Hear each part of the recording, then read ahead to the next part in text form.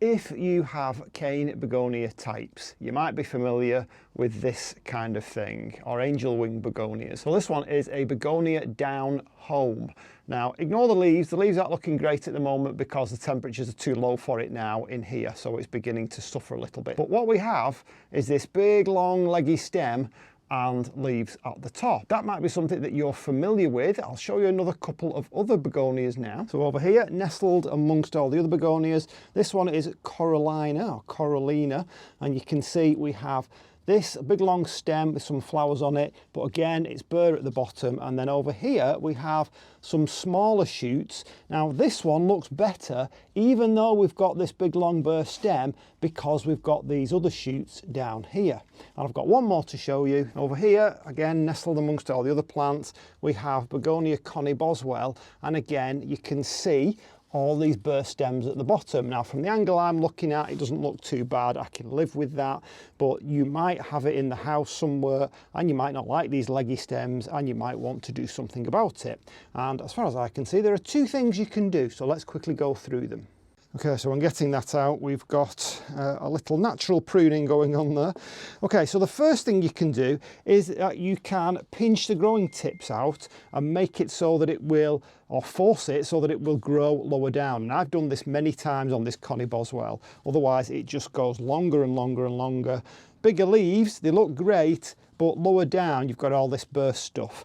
So if you follow down one of the stems, you can see there we have a little shoot, and when you feel it, it feels kind of sticky and plump and firm, so you know that's a viable shoot. So if I snip that off there, then that will begin to grow lower down. But we have some lower ones. This one over here is even lower, and again it feels nice and firm, so again I can snip that off there and it will start to grow and re-sprout. Keep looking, there's another one there. I can snip that off and I can start it again.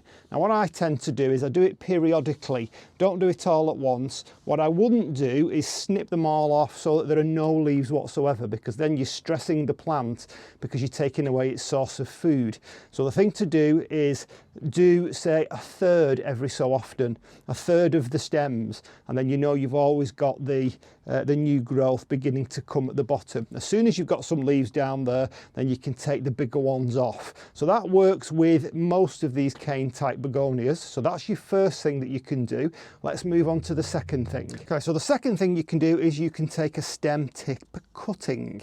Now this works with most of these cane type begonias. Now what I've done with this one, I've already pinched out the top grow points, because I thought, I only did that yesterday, because my idea was that I will see if it will sprout lower down, and there is a viable shoot down there, so it may well do. That might do the trick.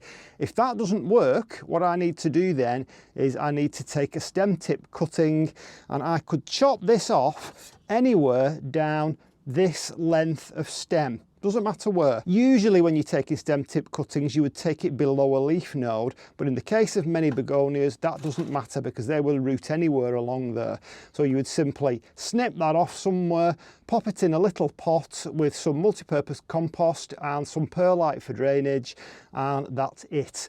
Maybe if you live in a lower humidity place, it might be a good idea to either cover it with a plastic bag or cover it with a cloth, something like this, or somewhere where there is high humidity. You might even want to snip off some of the leaves just to reduce that water loss, that moisture loss, and providing it doesn't rot, in many cases you will get a new plant. It's as simple as that. And then when you get that plant growing nice and strongly, you can simply pop it in the bottom. This happens really well with Trodescantia and various other plants, but you can also do it with cane begonias. So simple as that. Two methods in order to prevent this big long burst stem from looking ugly. And that's it for now. I'll see you on the next one. Bye.